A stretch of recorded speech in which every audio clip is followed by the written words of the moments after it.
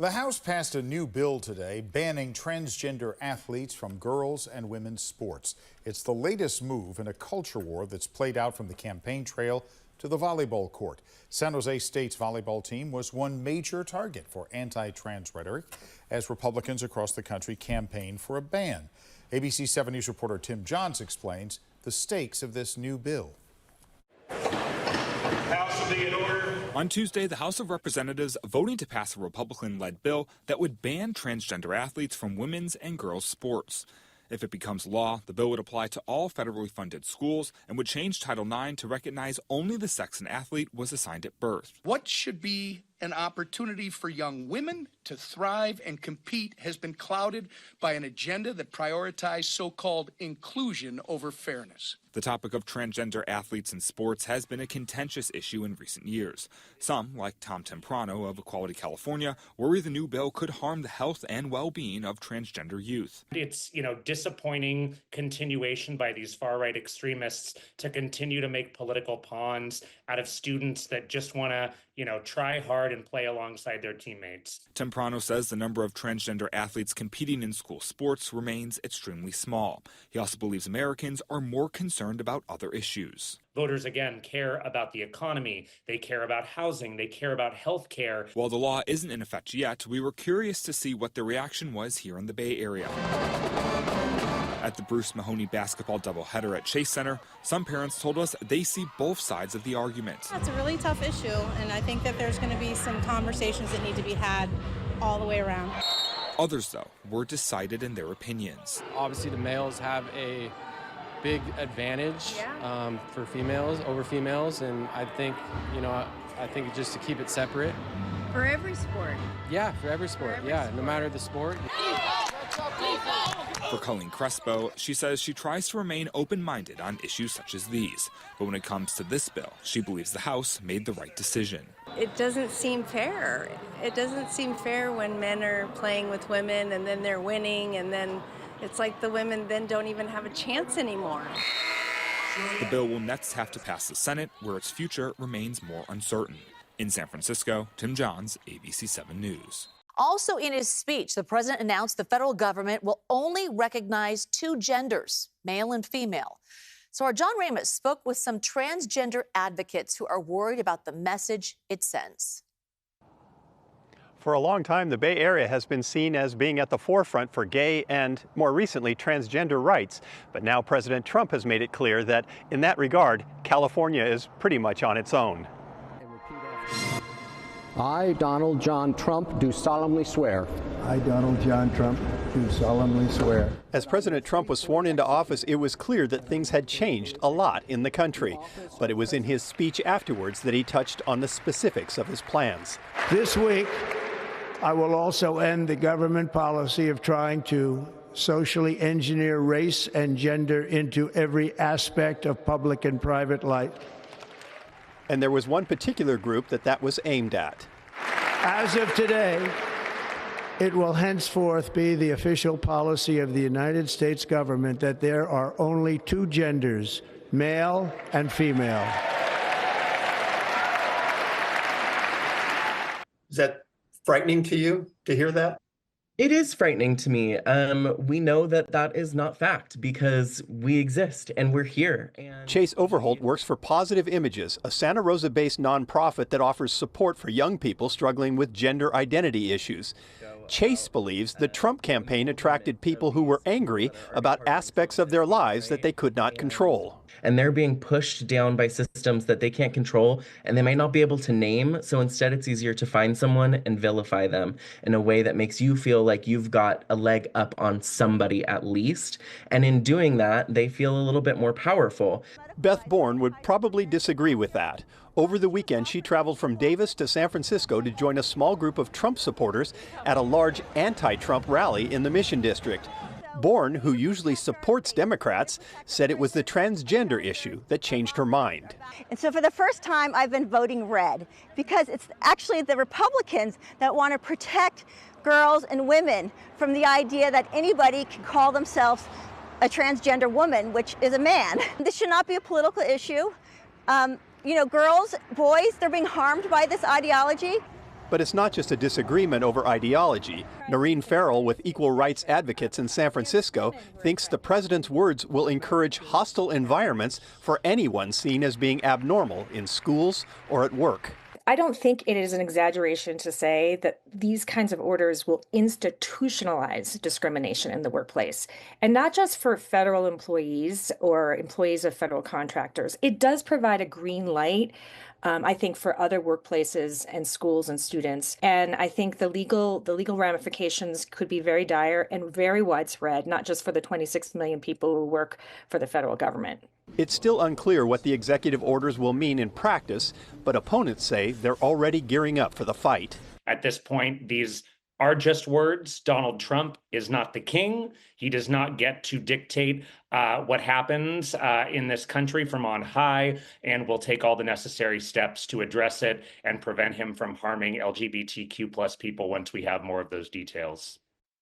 The gender rights groups say California can create its own safeguards to protect against discrimination, but federal policies could still have some impacts. The director of the nonprofit in Santa Rosa says they are already planning to get no federal funding for the next 4 years. Today, a nationwide movement is bringing people together to empower transgender voices, unite allies, and advocate for equality and justice. It's all an effort to stick together as concerns growing in the transgender community after President Trump signed an executive order threatening funding for schools that support trans rights. As your reporter in Denver, Jasmine Arenas, found out, Colorado has become somewhat of a haven for trans rights. As people stand in solidarity, one organization is witnessing a surge in cases of people looking to relocate to Colorado in search of transgender resources and support. Zoe Elaine Scott is a rally leader for the Transgender Unity Coalition. It is on this day that we'll bring all of us together. Standing together in unison is important for this community as they protest against anti-trans policies. The effects can already be seen in Colorado, as Denver Health has now suspended gender-affirming surgeries for minors.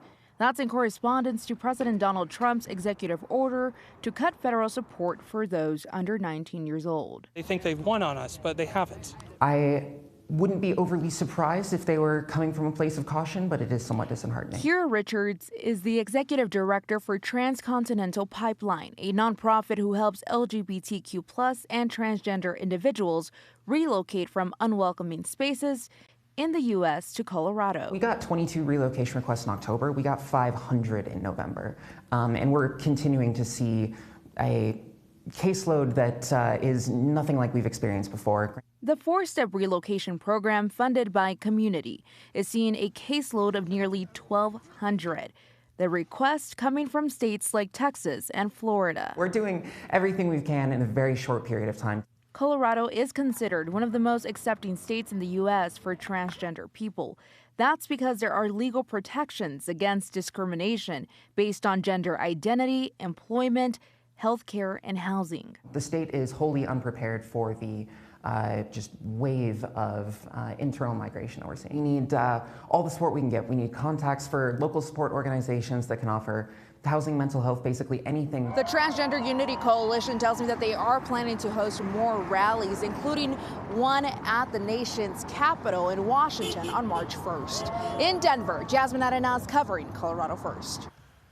Jasmine is your reporter in Denver, and if you have a story idea you want her to look into, you can give her a call on our tips line, 303-863-TIPS, or reach out through cbscolorado.com. This afternoon at the Capitol, Minnesotans are protesting President Donald Trump's latest executive orders that roll back transgender protections. The order cuts federal support for people under 19 years old who want to transition. It also directs federally run insurance programs, including TRICARE for military families and Medicaid, to exclude coverage for gender-affirming care.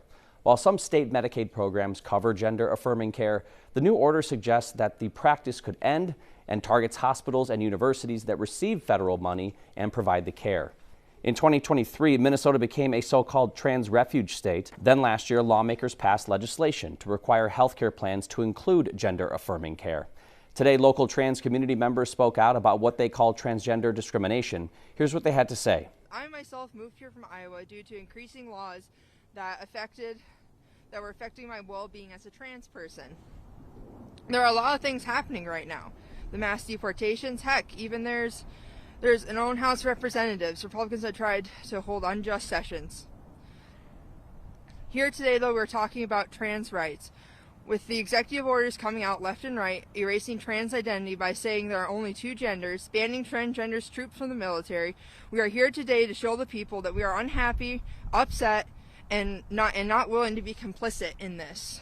One of the things that I think people who aren't in the trans community, in the wider queer community, aren't aware of is that this seems like small potatoes if you don't understand what we're going through. A lot of people don't realize how hard it is to not be called by the right name every day and by just the right gender every day. You know, being called he would hurt for me, and it hurts for so many people, and yet they're already making it illegal. We are affected every single day by these actions, and it's not even actions that voters want.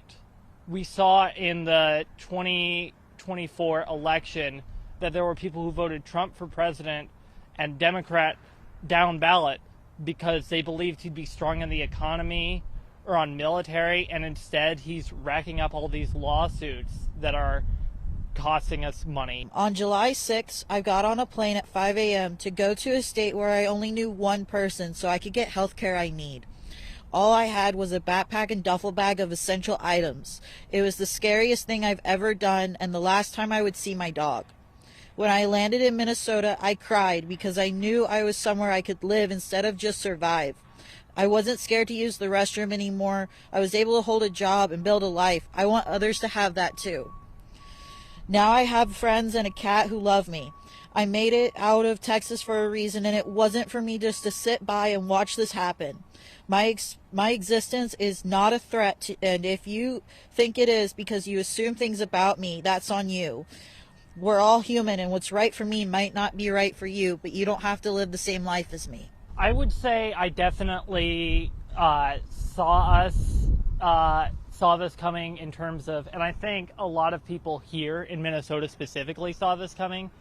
A lot of us moved here, me, Quinn, Charlie, at least, knowing that this was a trans refugee. Say, I saw the writing on the wall in Iowa, and we're worried we're going to have to move again in terms of, like, what's Canada going to be like? What, you know, is there going to be a country that's safe as the world moves further right on this issue? And so, you know, it's one of those things where it's like we saw bad things coming, and unfortunately we foresee bad things coming.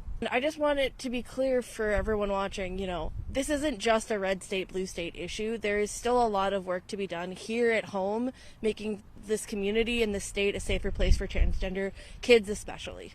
Tomorrow in Talking Points, Esme Murphy profiles Minnesota State DFL Representative Lee Finke. She is one of the few transgender elected officials anywhere in the country who's speaking out. Tomorrow, you'll be able to watch the entire interview on WCCO's YouTube channel.